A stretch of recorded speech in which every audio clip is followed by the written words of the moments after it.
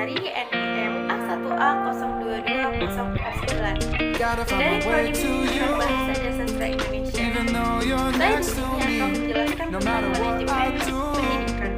Di bab pertama ini kita akan membahas tentang konsep manajemen pendidikan. Mari kita bahas bedanya. Konsep dasar pendidikan tinggi.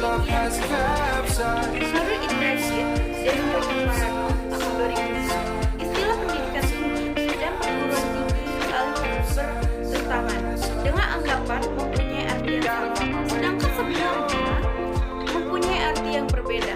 Pendidikan tinggi adalah pendidikan yang jalur tingkat tinggi pada jenjang yang lebih tinggi daripada pendidikan menengah di jalur pendidikan sekolah.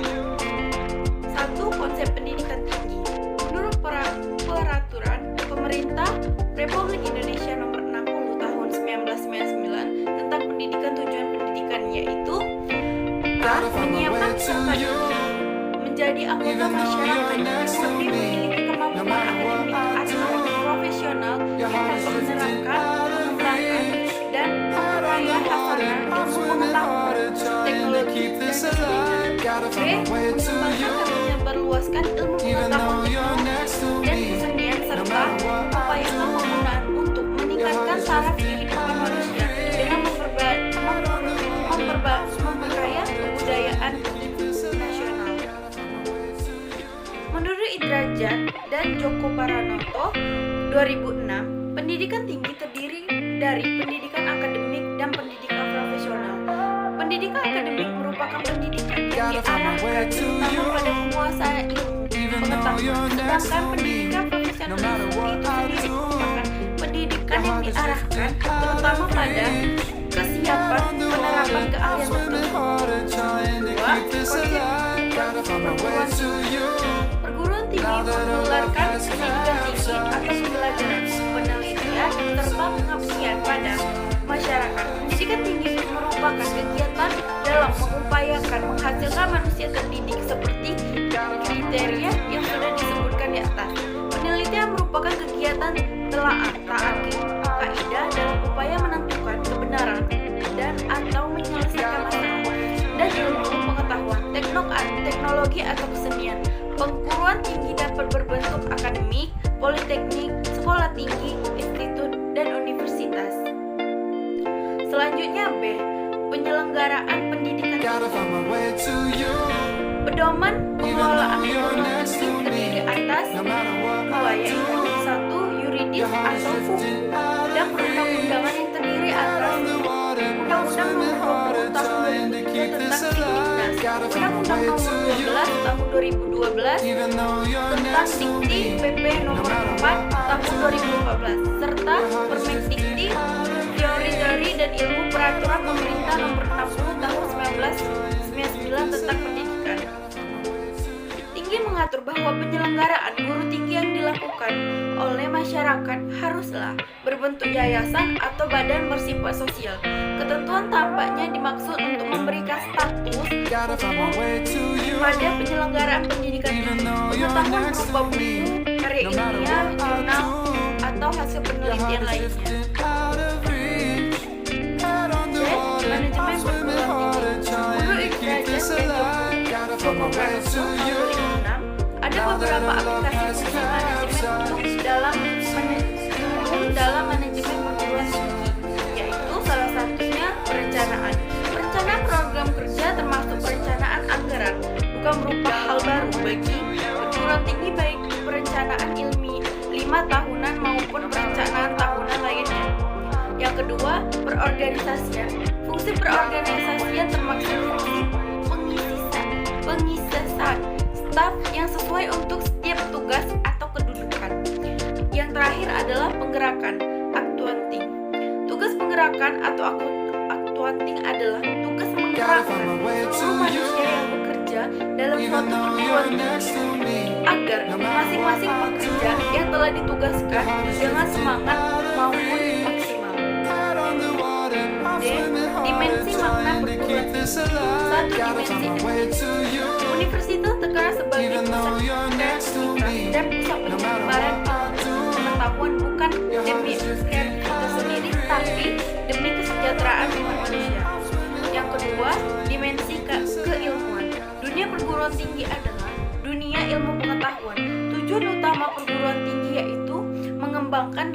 melibatkan ilmu pengetahuan, teknologi, dan kebudayaan dalam proses belajar mengajar, penelitian, dan pengabdian kepada masyarakat.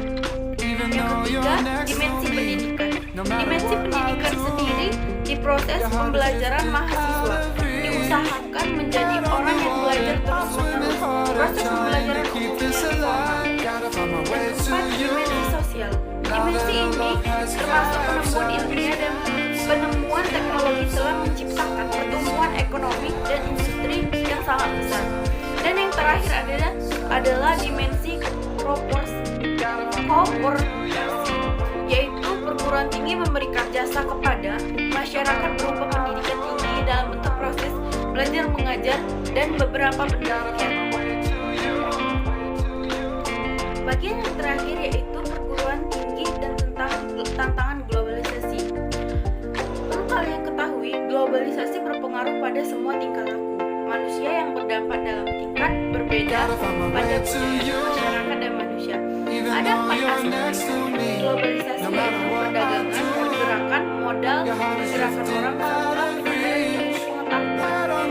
dan teknologi. Dalam konteks pendidikan, globalisasi berdasarkan kebebasan masuk dan eksplorasinya perguruan tinggi asing ke dalam negeri tanpa ada pencegahan atau yang dihindari.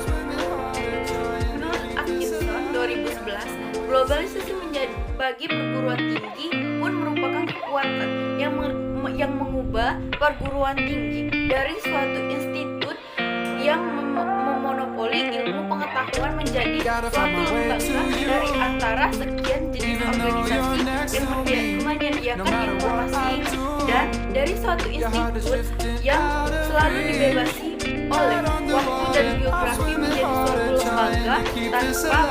Dengan demikian, bagian perguruan tinggi globalisasi berarti sebagai satu, teknologi informasi dan komunikasi seperti internet dan www menyediakan peralatan baru yang sangat ampuh dalam membentuk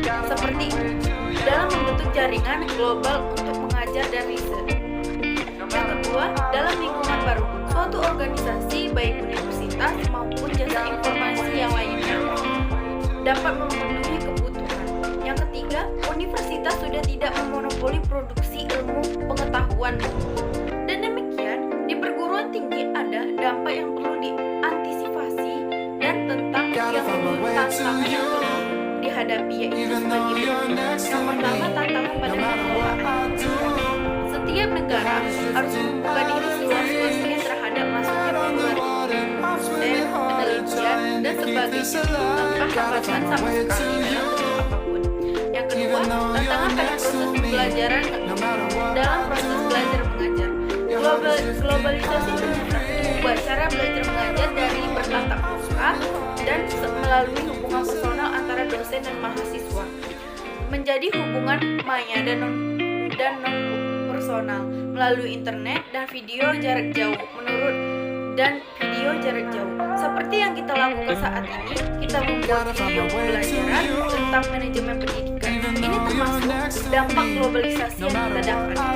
Menurut Drucker, 30 tahun dari sekarang, kampus universitas besar akan menjadi barang peninggalan. Yang ketiga, tentang pada pendidikan nilai. Globalisasi seringkali menghadirkan pengetahuan dan informasi lebih yang tidak dapat ditangkap oleh kebanyakan orang, karena tidak mampu pula mencerna tentang yang menyertainya, sehingga hidup dalam alam organisasi merupakan risiko dan mengubah identitas seseorang, tempat tinggal, dan kehidupan masa depan.